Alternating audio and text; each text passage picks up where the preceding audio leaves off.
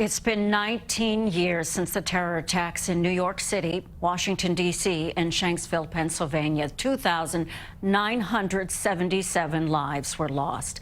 And while this year's remembrance ceremonies took on a different look amid the coronavirus pandemic, families gathered at the 9/11 Memorial Plaza to honor their loved ones today. CBS 2's Dick Brennan is live in Lower Manhattan with more on today's September 11th tributes. Dick? Well, Dana, you know, the pandemic, it created another surreal moment. Dueling memorial services, something we certainly have never seen before. Family members choosing which ones they prefer. Bagpipes played a mournful note as New York grieved 19 years later. But this year, the somber ritual played out in a pandemic. Oh, say, can you see?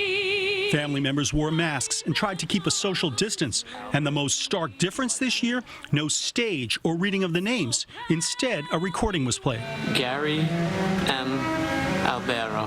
The memorial served as a focal point for people feeling the heartache that sometimes doesn't go away. I think that you relive every moment.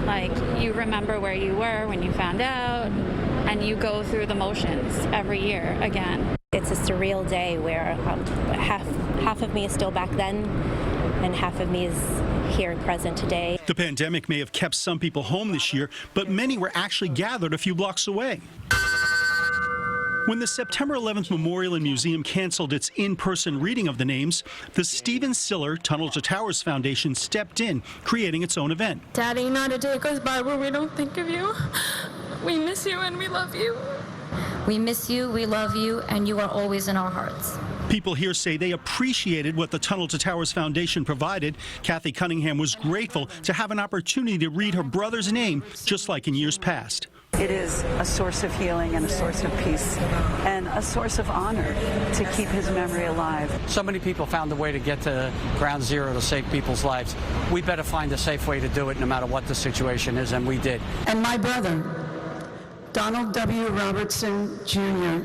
Still, this was unlike any ceremony. Two podiums were socially distant and cleaned after every speaker. Jerry would have been beaming with pride at the achievements of his children, Karen and Paul, and overjoyed with his 5 grandchildren. Two ceremonies blocks apart, marking a day in our history like no other, ensuring that we never forget. You know, so many people we talked to today talked about resilience, the resilience of this city, and we learned that from 9/11, and that's certainly very important information in the middle of a pandemic. We're live in Lower Manhattan. Dick Brennan, CBS 2 News. Yes, Dick, those feelings that day, which seems like yesterday, just flooding us all today as we think of the families and first responders. Absolutely. Thank you, Dick.